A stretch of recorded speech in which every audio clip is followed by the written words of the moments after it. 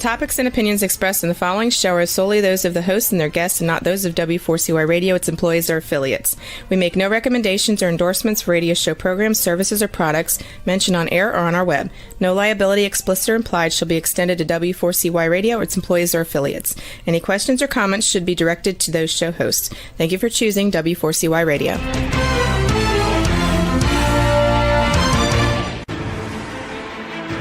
What's working on purpose anyway?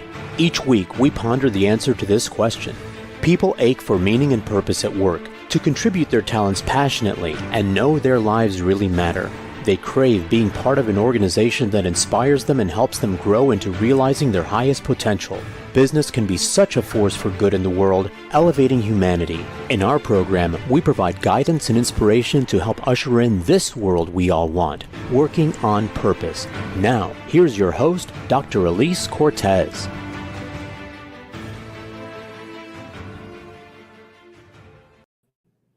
Hi there. Welcome back to the Working on Purpose program. Great to have you. I'm your host, Dr. Elise Cortez, joining you live from Dallas, which is home base for me. If you don't know me yet, I'm a management consultant specializing in meaning and purpose, organizational logotherapist, inspirational speaker, social scientist, and author. My team and I help companies discover and articulate their purpose to thread it through their culture and operations. We work with forward-reaching or forward-thinking companies to develop inspirational leaders who create cultures where people actually want to come to work and do their best. And we provide programs like the Grab Your Gusto that enable individual team members to discover and unleash their passion and purpose at work to catalyze fulfillment, engagement, and productivity. You can learn more about us and how we can work together at elisecortez.com.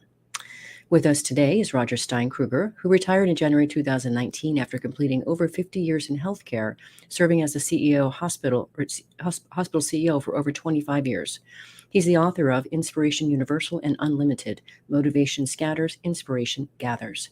We'll be talking about his lens on inspiring, loving servant leadership and some of his recommended leadership applications you can bring to your organization. He joins us today from Lincoln, Nebraska. Roger, welcome to Working on Purpose. Good afternoon, Elise, and good afternoon to all of your listeners, and thank you for having me today. So incredibly welcome. Very, very, very happy to know you. Thanks to our mutual friend and colleague, Dr. Lance Secretan. Shout out to Lance. Yes, absolutely. Amazing man, walking the planet. So that's how we met. And I know, of course, something about your background, but so our listeners understand just what we're drawing from today. If you could, Roger, just share a bit about your background and especially with regard to your leadership, if you would, please. Yes. Well, thank you. My pleasure. First of all, my roots go deep into Nebraska soil. I was born and raised on a farm in Franklin County, Nebraska. I'm the oldest of four, two sisters and a brother, and myself, of course. And even though it was a modest and humble background, it's one that I really cherish and believe has been valuable to me. With respect to my formative years, my elementary school experience was something that many listeners probably cannot fully appreciate.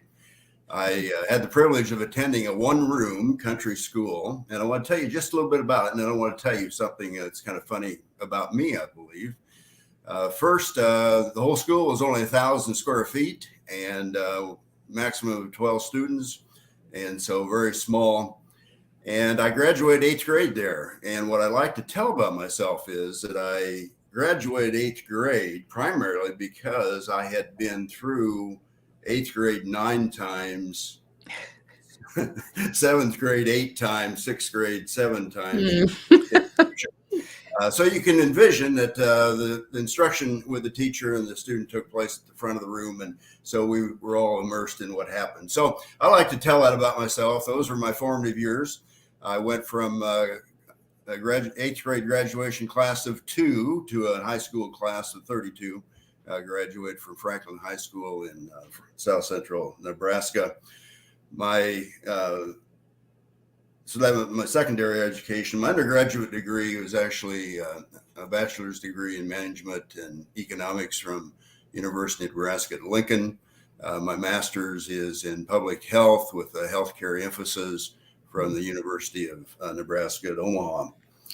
And one thing that I cherish a great deal and feel blessed to have had the experience was as postgraduate education. I participated in Dr. Lance Secretan's Higher Ground Leadership Retreat. in Ontario, Canada. And I have to say that really is everything combined, education and experience in the last 20 years, without measure is the pinnacle of all those experiences. And I'm so grateful to Lance, as you've acknowledged as well. And certainly, I would just take the opportunity to say that having worked with Lance for the last 8 years, I should say, there are several things I am very grateful to him for, but one is helping me to understand the difference between motivation and inspiration. And in his words, he would define motivation as lighting a fire under somebody, or often being fear-based. Inspiration would be lighting a fire within somebody, being love-based. And so I'm grateful for that. I did complete over 50 years in healthcare. And as you mentioned, Elise, the last 25 years of that had been in a CEO role. And I am blessed to have had those experiences. It's wonderful how you situated yourself, Roger. That it was a beautiful introduction. Thank you for that. And it does really presence for us just the power and a variety of ways education comes to us. So thank you for starting that way. So as you know, I read the books in preparation for our conversations, and I really appreciated yours. And I do want to say I appreciate that you really honor and use Lance's work as a basis of your book. And so I want to talk through a few things that you said here in this first segment that I think really set the tone for your philosophy and your lens that I think our listeners and viewers will really appreciate. So one of the things that you said is we become what we think about, talk about, dream about, and profess to be important. And so you say, for me, this has become a meaningful mantra for the past 12 plus years because it applies to everything in my life, personally and professionally. Say more about that. Why is that important? Yes, thank you. First of all, that statement is intended for the good that comes from those things. Sadly, of course, there can be poor and really dreadful outcomes the other way too if we think about bad things. But if we think about good things, and again, this applies personally and organizationally, and actually developed and have utilized that mantra as a result of some professional goals that we'd set forth when we were building a new facility and deciding how we were going to create services and et cetera, and pay for the new facility and the renovation of the old. And so that became a mantra at the time for us as an organization, and one I personally have adopted. I would also like to say there are two other personal reflections that I feel almost equally as strong about, if I may, that really, I think, work with this, because I do believe that we can't become what we think about, talk about, and dream about, and profess to be important. And again, all in a good sense. But these two other mantras, if you will, or reflections that I've come to appreciate also is that there's always a little good in what appears to be the worst at the time. And that has served me well. And I would like to add that, if I may. And the third thing is it's never too late to do the right thing. And I think all those combined work to the same end and to the same cause. And very powerful, I do believe. And I would share that with others as appropriate. So. Wonderful, Roger. And I just want to sort of echo what you said there, Roger, for our listeners and viewers.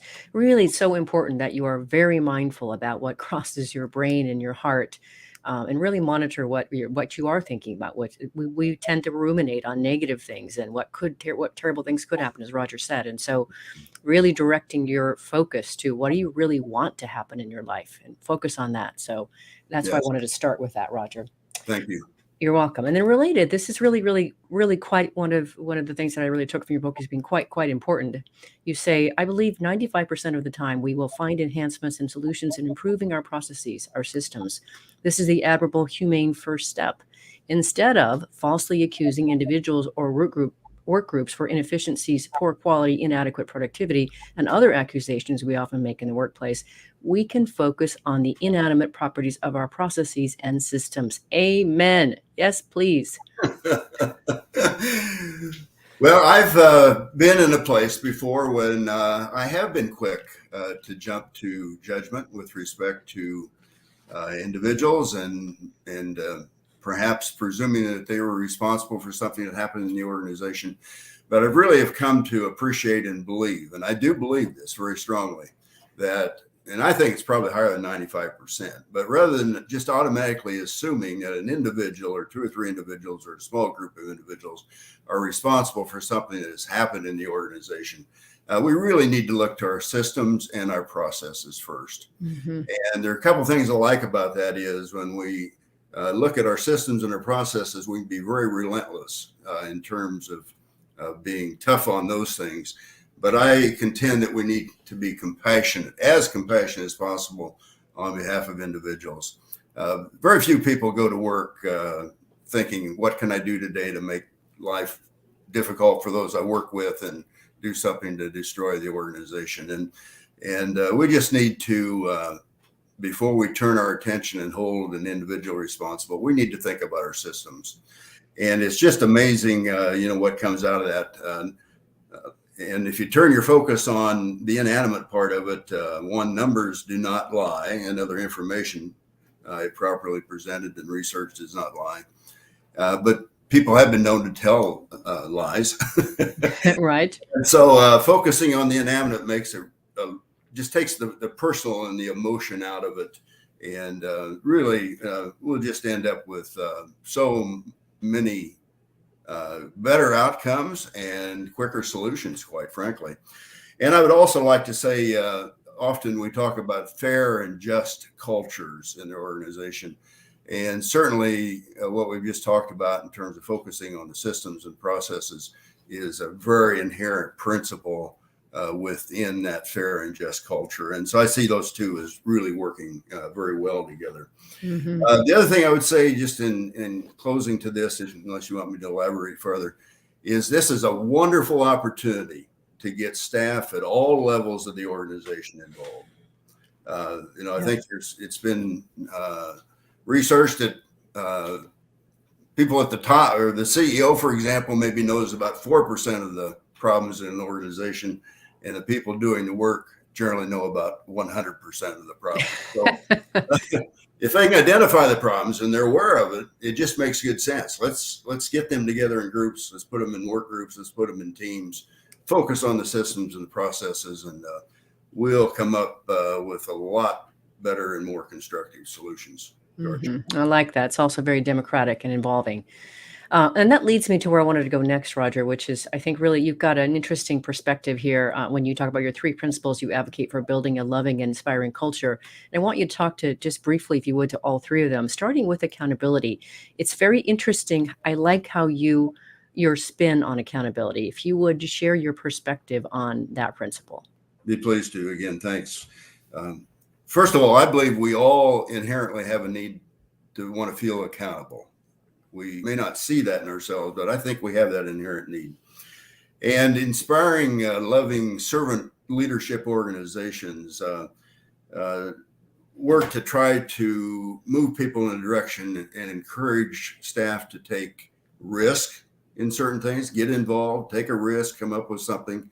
And I think that transcends typically to a sense of ownership on behalf of the employee. And that then provides an opportunity for the employee to feel responsible. And I think responsibility then transcends to accountability. And again, where I started, I think we all have that need. And I think we can all be accountable through those processes. Yeah. So what I appreciate about that, listeners and viewers, is what you often hear instead is holding someone accountable. Absolutely. So what I hear Roger saying is that you're creating a space and you're extending a hand of trust and opportunity in such a way that encourages the team member to want to be responsible for their work and thus be accountable to themselves for their work, which is much more powerful. It is.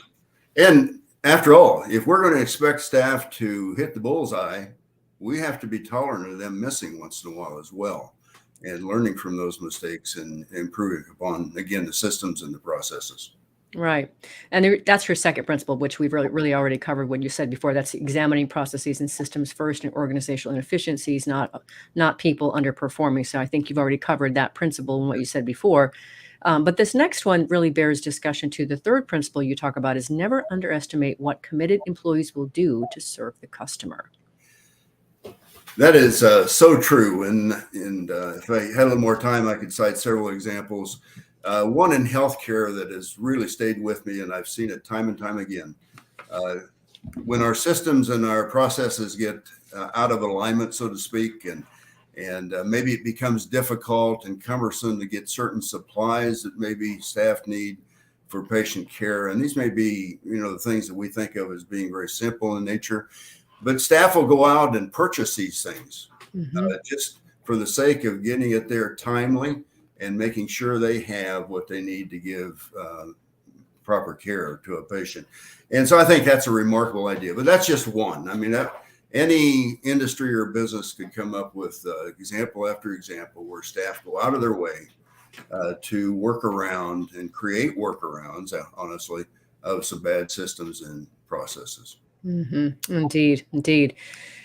It's already here, Roger. It's time for our first break. I'm your host, Dr. Elise Cortez. We've been on the air with Roger Stein Krueger, the author of Inspiration, Universal and Unlimited. Motivation Scatters, Inspiration Gathers. We've been talking about his lens and philosophy, where he came from to do the work that he does. After the break, we're going to get into his notion of inspiring, loving servant leadership. Stay with us. We'll be right back.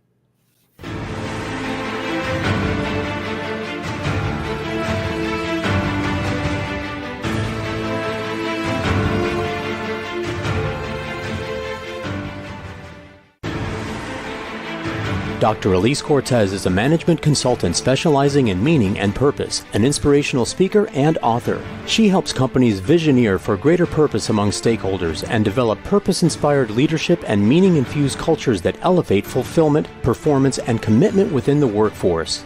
To learn more or to invite Elise to speak to your organization, please visit her at elisecortez.com. Let's talk about how to get your employees working on purpose.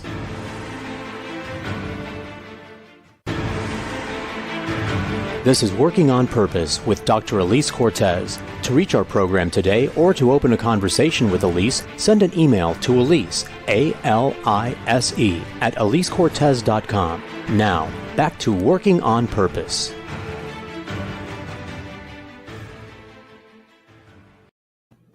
Thanks for staying with us. Before we get back to the program, I'd like to invite you to check out my first book that I put out. It's called Purpose Ignited, How Inspiring Leaders Ignite Passion and Elevate Cause. It's now on Amazon. I wrote that book to awaken the readers to their passion and purpose and start them down the path of becoming an inspirational leader themselves. So this really drives nicely with what we're talking about today with Roger. And if you are just joining the program, my guest today is Roger Stein Krueger, who retired in January 2019 after completing over 50 years in healthcare, serving as a hospital CEO for over 25 years. He's the author of Inspiration Universal and Unlimited, Motivation Scatters, Inspiration Gathers. I'm your host, Dr. Elise Cortez. So as we get into this next segment here, Roger, I wanted to first let you say a little bit about what you say in your book as the way forward as leaders. You talk about making it a habit to inspire others to be the best they are capable of being. And I really align with this. This is some of the work that I do to help them see the possibilities in themselves that they are not able to see by themselves. And you believe this is the best use of your time as a leader. I completely agree with that. Why is that so important? Are we just the two crazy ones that believe that? Well, first of all, it's the right thing, in my opinion, and it's also the creative approach, and certainly brings a lot more fun to the workplace and a sense of accomplishment and teamwork and et cetera. And so I think it's just very, very powerful. And we're all leaders. And I think, and I would credit Lance with this as well when he talks about we need to become better at loving in the workplace and inspiring in the workplace. And so it can be just very rewarding personally, and it can be very rewarding on behalf of the organization, because typically what we'll find is that loving, inspired cultures produce employees that are happier, the productivity is greater, turnover becomes less, and certainly the bottom line is typically affected in a positive way as well. So, and again, I can't argue with anything you said. I completely agree with that. That so aligns with the work that I do and why I do it too. So, but it's just nice to be able to have hear somebody else say it besides me. So thanks, Roger, and such a source as you as well. One thing I might just add, I believe God has created all of us equally, and he's given us all very specific talents and skills and so forth.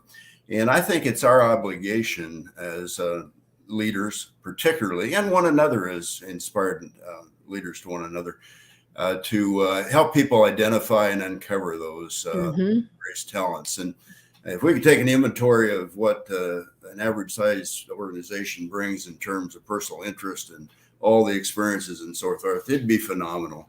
And so I believe we have that obligation to try to help people realize their purpose and really live that purpose. So.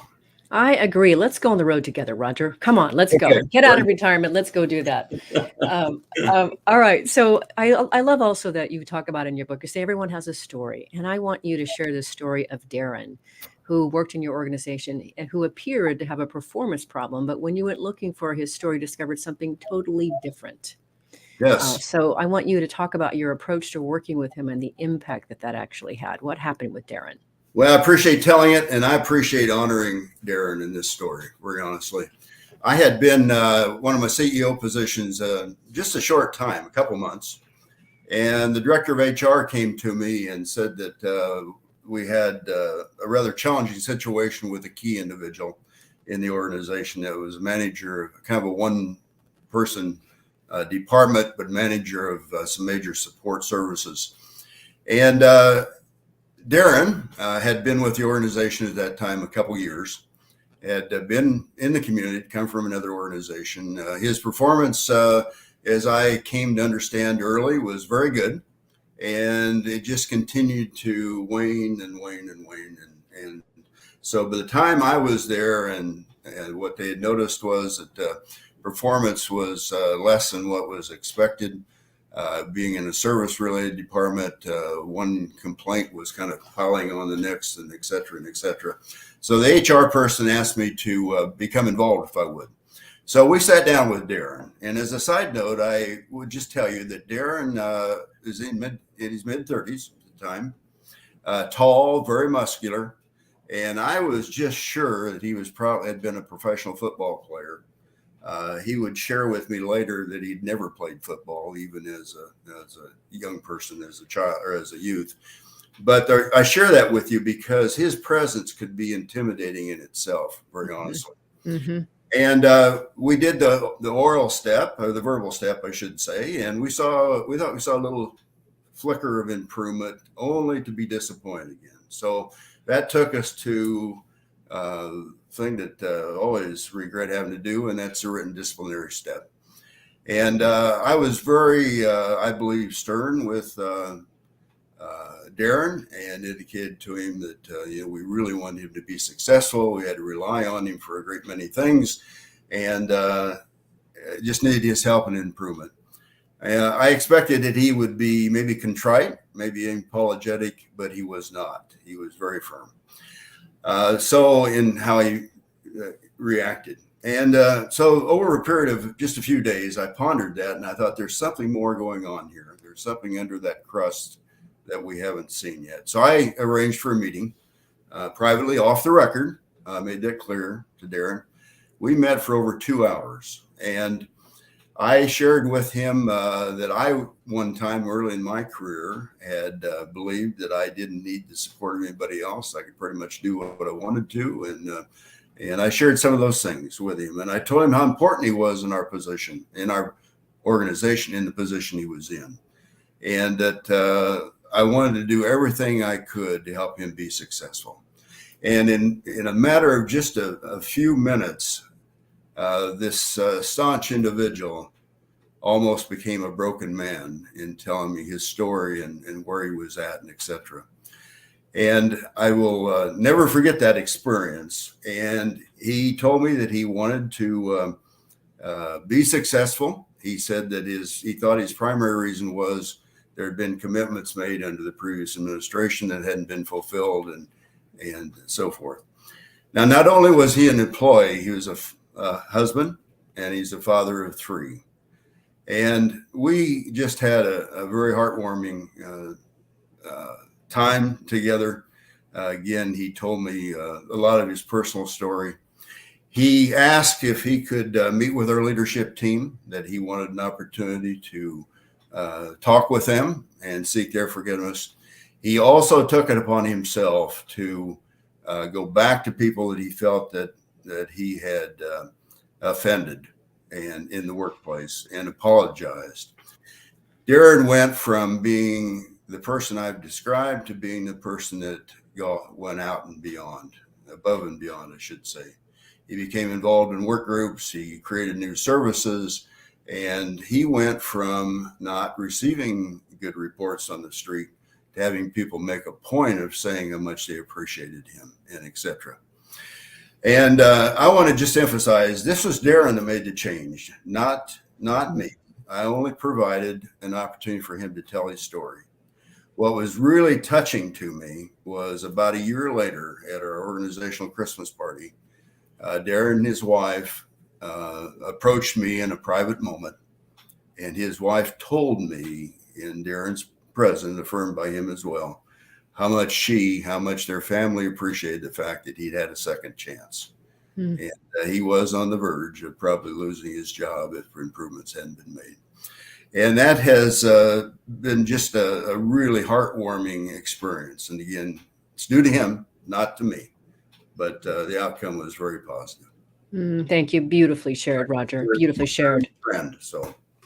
Yeah, and I wanted you to share that story, Roger, because it speaks to the power of the difference we can make in people's lives as leaders when we do care, when we actually talk to them as human beings and listen to them. So it just really speaks so beautifully to your inspiring, loving servant leadership approach that I wanted to come and have you celebrate with me on my show. So thank you. Everybody has a story, and everybody is a story. They do. So a couple more things that I want to get out in this segment here before we go on to the next one. But I love that you have a couple things that you suggest. To encourage heartwarming leadership, you recommend having 3 agenda items on each meeting among leadership. Would you share those just briefly? This is something for you listeners and viewers to take away and consider how you can use back in your organization. Certainly. The leadership team and the CEO, in my opinion, is one that's always on the leadership team. That's an important team. But I like to think of the management team of an organization, including the CEO, the leadership team, the managers, the directors, the supervisors. And on a monthly basis, we'd always make a point of bringing all these managers together, because we believe everybody needs the same information. They need to have the tools they can to work with. And that is one meeting that I always reserved being able to facilitate myself, because I did find it heartwarming. We've also found it very helpful to do 3 things as standing agenda items. One was a time of reflection, and individuals from the group would volunteer for the following monthly meeting or as needed meeting, however it may be. And they would actually take it upon themselves to find something that was inspirational that they would share, and generally 10 or 15 minutes. The second thing we do as a standing item is take a few minutes and have a time of recognition where people present, managers present could recognize one another, departments, people outside of the organization for things that they'd contributed. The third thing then was to have a time of sharing. This was optional, and somebody could pass if they wanted to, but it was a wonderful opportunity for departments to talk about new services, maybe some challenges they're having, get some input from other managers. And that was also a very good time. It certainly raised the level of knowledge and the level of involvement, and everybody's ear tuned to what's taking place in the organization. Mm-hmm. So I would encourage consideration of those 3 things. Mm-hmm. I would too. Please, me too. 2 more things I want to cover in this bit here. So I really appreciate what you talked about, just being very aware of presence and how you use even a meeting space, your office, et cetera. And so you talk about when meeting with another individual in your office to take a seat next to them with, of course, appropriate distance, rather than talking with them from across your office desk, just being very aware of, what that conveys. So if you could just speak very briefly to the importance of really being aware of your power and how it's actually perceived by other people. I will. First of all, I tried to emulate the best I could what we're talking about here today, but it was a real challenge to get all of your listeners and you and me on the same side of the desk due to lighting and all the other requirements. Right. But I think that is powerful. Often, if we're in a high back chair, leather chair, and the desk is between us, I think that just is really a barrier. One of the primary characteristics of loving servant leadership, in my opinion, is to be humble and to be a good listener. And when you pull your chair around and you sit in an appropriate distance, of course, on the other way of the desk, and you have a conversation, it tells that individual, I'm concerned about what you have to say. I want to learn from you. I want to hear what you're saying. And it's more conversational. The other opportunities sometimes you'll find yourself in a conference room. And I would suggest there that you invite the other person to take the head of the table and you kind of scoot around the corner. And again, that's very, it gets the table then is not a barrier. We've already talked about the desk not being the barrier at that point. So little things that we do and say and emulate and demonstrate are really important when it comes to inspired, loving servant leadership, in my opinion. Agreed. And I really appreciate it. It creates connectivity and really intimacy, which of course is the love piece that I know is so much of your focus. And that brings me, if you could just briefly tell the story here of your first day on one of your jobs as a new CEO of a healthcare company, when Joe stopped by to tell you about this special parking sign that he made for you and why you declined it. Oh yes, I enjoy telling this story and sharing it. Thank you. This was my first CEO job. The first day of my first CEO job, I arrived at the office at 7, hoping to get a jump on things and feeling really pumped about this day and this new experience for me. And at 7:15, Joe, the director of plant operations, came in and we had an opportunity to meet and get to know a little bit, or get to know each other through the selection process for my position. And so I knew Joe a little bit. And he came in and he said, where'd you park this morning? I was after just some brief greetings. And he said, I prepared and installed a special parking sign for you. It says, Mr. Stein, Krueger, CEO, and I mounted it right out in front of the front door of the facility. And I could tell he was very pleased with himself, and he was more pleased in trying to please me, quite frankly. And I started to respond, and I found God prompted me to recall what my granddad used to say. He said, always have expectation, but never break the spirit. And in that instant, I thought, now what am I going to do to make this a teachable moment, accomplish what I need to, and not break Joe's spirit. And so I asked him if he had a few minutes to sit down, and I gave him the head of the table. And I came around the corner, and 2 or 3 things I told him. I said, Joe, I appreciate your thinking of me and your sensitivity to trying to do a nice thing for me here. But I said, I just need to take 2 or 3 minutes and share my philosophy. I said, I really will not be comfortable parking in that special spot. And so I took the opportunity to share some things about servant leadership, and that we were all on the same team, that my position wasn't more important than anybody else's, and that, again, I just wouldn't feel comfortable doing that. And so he was very accepting of that. And I also gave him permission to call me Roger or Raj and not Mr. Stein Krueger. I tend to be pretty informal. And so anyhow, by 8 o'clock, the sign was down. I never told another employee about that incident, but I can assure you that teaching moment that I took and spent with Joe became quickly known throughout the facility. And so there was a little good in what I thought at the time was the worst. Small action, big impact. Yes. I like it. On that note, let's grab our last break. I'm Elise Cortez, your host. We are on the air with Roger Stein Krueger, the author of Inspiration Universal and Unlimited, Motivation Scatters, Inspiration Gathers. We've been talking a bit about inspiring, loving servant leadership. After the break, we're going to get into a few of the pearls from his book on organizational leadership applications you can immediately take back to your place. Stay with us. We'll be right back.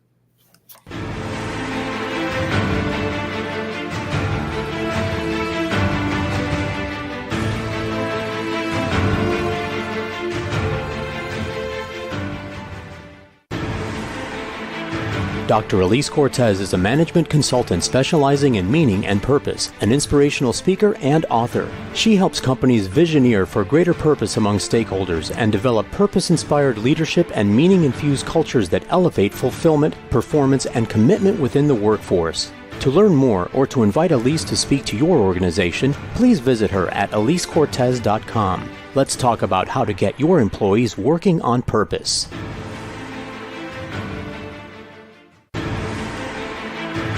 This is Working on Purpose with Dr. Elise Cortez. To reach our program today or to open a conversation with Elise, send an email to Elise, A-L-I-S-E, at elisecortez.com. Now, back to Working on Purpose.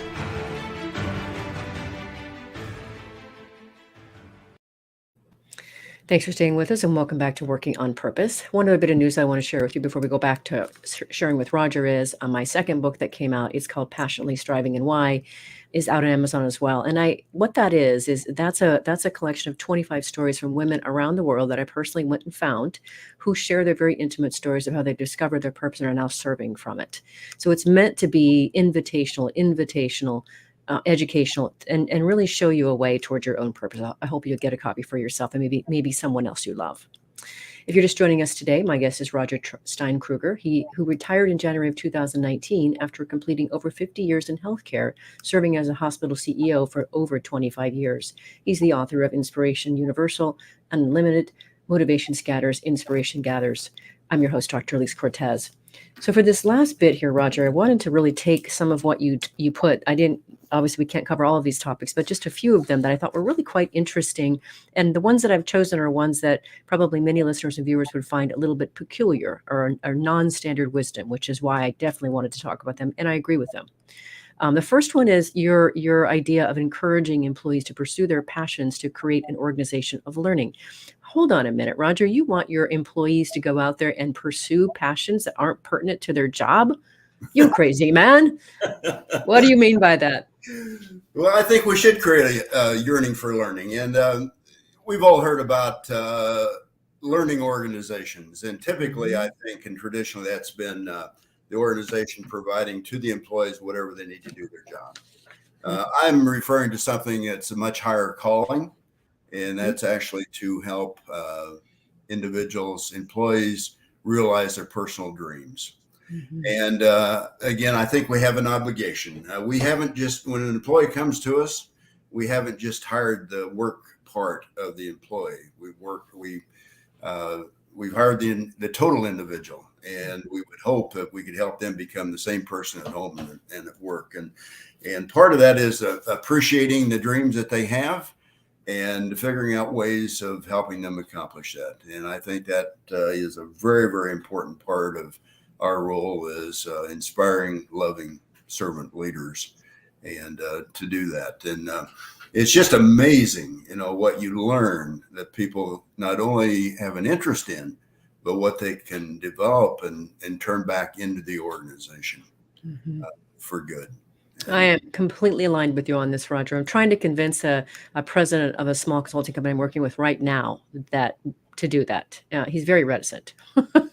So maybe he's listening to the show now, knows we're talking about him. Another practice that you talk about, which sounds terrible, but by the way, Marcus Buckingham, if you know who he is, spent 25 years at the Gallup Institute, also agrees with you.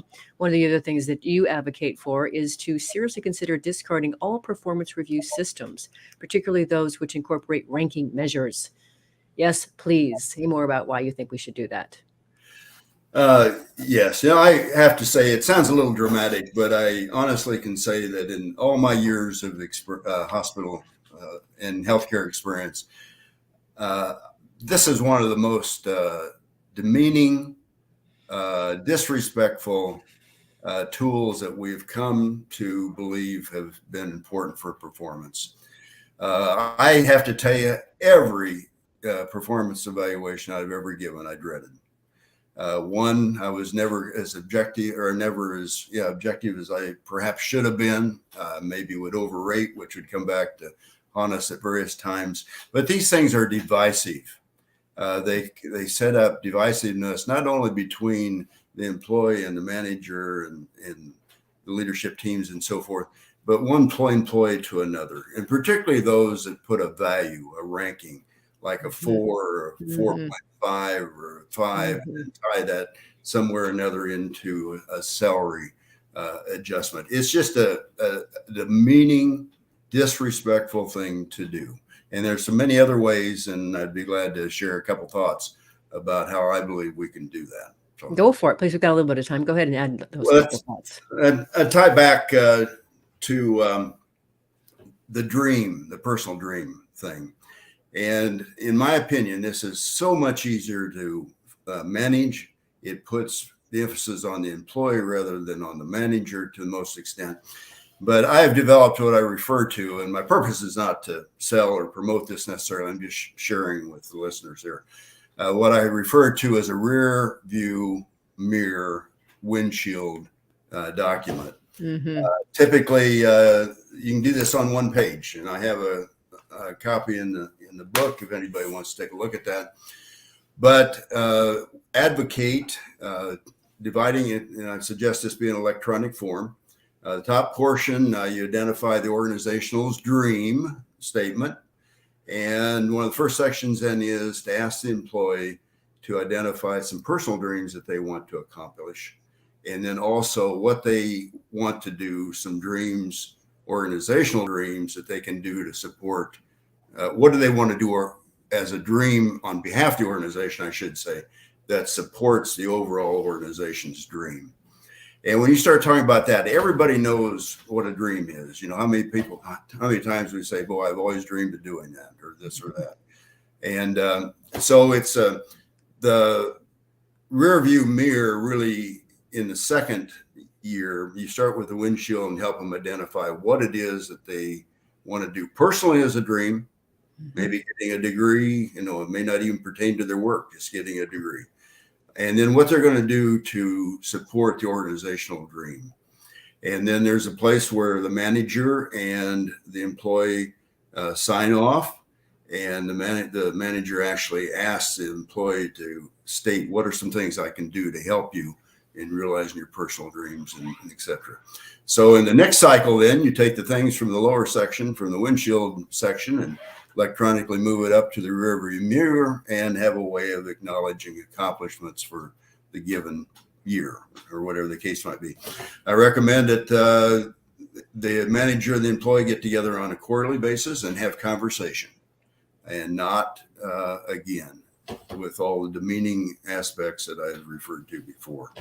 And it just is so much more constructive, and people feel like they're valued, that you really want the best for them. And you really want the best for them, but what they can accomplish personally and organizationally is best for the organization. Beautifully said, Roger. Just beautiful. So we have a couple more things I want to cover before we run out of time. One of the other things that you advocate for is not subjecting your organization to employee satisfaction or employee engagement surveys. And I know you talk about how some people will use that as a pulpit, you know, to speak broadly because they're anonymous, et cetera. Tell us more about why you don't advocate for those. Well, first of all, simply said, I have the same feeling about engagement surveys and satisfaction surveys that I have about the evaluation system. I think the engagement satisfaction surveys are to departments and work units what the old performance evaluation was to the individual. Yep, I see that. Some of the same things happen. To help understand my perspective a little bit, I liken this to, let's say, an agency coming in and taking a still shot, just a picture of the organization at a given time. Whereas inspiring, loving leadership or servant leaders have the opportunity to see a video of the organization and how it operates. So it's kind of a one-time shot versus an ongoing thing. And it's our responsibility as inspiring, loving servant leaders to be responsible for that. And I think so often by bringing an agency in, it causes competition for resources. It often ends up in hard feelings. Individuals take the opportunity to perhaps say some things they think are anonymous about directors and other leaders. And it just is very, very divisive. And that same amount of money can be used so many more constructive ways by making an experience available to the entire organization, in my opinion. Mm-hmm. In the book, I say, after completing an engagement satisfaction survey, you may have to mend the fences before you try to graze the flock. Because of all the hard feelings before you could ever do anything that would be positive out of an engagement or satisfaction survey. And what I prefer to say is that this admonishment, and I'm going to speak this moment here, is that we need to walk our halls and be in the midst of our employees. And if we are really inspiring, loving servant leaders, we'll know. And we'll be attuned to the fact whether or not they are truly satisfied and truly engaged. Mm-hmm. That's our responsibility, and it's an ongoing responsibility, and one I obviously have some strong feelings about. You do. I love it. It's called passion, by the way. I see it. Okay. One more thing I want you to just speak briefly on, if you would. You advocate for developing the organizational story as it unfolds and always be prepared to share it with others. Yes, I agree. Why? And how so? Well, I told you already that one thing that got me through 8th grade was repetition and mentoring the younger students and that sort of thing. And my experience has been, and again, I use this intentionally every time, inspiring, loving, servant leader organizations. You have a lot to talk about. You have a lot to celebrate because people they get so engaged and they get so involved in their work and they feel so good about what they're contributing. You have a lot, again, to talk about and to celebrate. And all those things over time, some more than others, but all those accomplishments and inputs and so forth become part of our legacy, our history, our culture. And it's important, just as it's important to preserve cultures and histories, to talk about those things and reaffirm. And so as a CEO, I always made it a practice and encourage leadership team members and others to talk about these things every opportunity they had. Because one, it reaffirms the cause and the purpose, but it also creates memory. Mm-hmm. And repetition leads to understanding, memory, and it's just a good thing. And it's also inspiring. It's terribly inspiring, and we need that. It's all part of what we are. We need to tell these stories over and over and over again. And for a CEO, the real satisfying thing is when you hear employees and other team members talk about the same things that you talked in the same spirit of how you talked. So. Yes, it's so beautiful. So, Roger, we've come to the end here. You know, the show is listened to by people around the world. They're out to create workplaces where people actually want to come to work and give their best. We create those inspirational leaders that lead them to their greatness, and we do business that betters the world. What would you like to leave them with today? This is, there are a lot of things going on around us in today's environments, but I honestly can say is, one, there hasn't ever been a greater need, and there is never a better opportunity than right now to commit to becoming, if you're not already, and if you are already, I could learn a lot from you, I'm sure, but commit to being that inspiring, loving servant leadership, taking in the example of Jesus, who came to this earth to serve and not be served. And it's good for business. Again, and I need to credit Lance. I think I started to do this before, but Lance reminds us that the employees are the new customers Mhm. And when you think about that, it takes on a different perspective in terms of what our obligations are as individuals to do whatever we can to perpetuate the dreams and how people feel at home and at work. And so it's a wonderful opportunity to get involved. And I would just certainly hope that everybody either realizes it now as an inspired servant leader, or they will when they become one through that commitment. And Wonderful. Roger, thank you. We're out of time. Thank you so much. That was a perfect way to finish. An invitation is what you have there. Listeners, viewers, if you want to check out Roger's book, you can find it on Amazon. It's there under his name, Roger Stein Krueger. Last week, if you missed the live show, you can always catch it via recorded podcast. We were on the air with Francisco Fernandez, the executive director of Tecnológico de Monterrey in Monterrey, Mexico, talking about the work he's doing to promote conscious capitalism to students and businesses throughout the Latin American region. Next week, we'll be on the air with Matt Zinman, talking about his book, Z-isms, Insights to Live By, and the employee enrichment course he's created from it. See you there. Remember that work is at least a third of our life, so let's work on purpose. We hope you've enjoyed this week's program. Be sure to tune into Working on Purpose, featuring your host, Dr. Elise Cortez, each week on W4CY.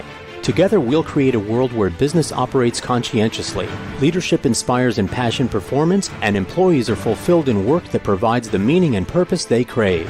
See you there. Let's work on purpose.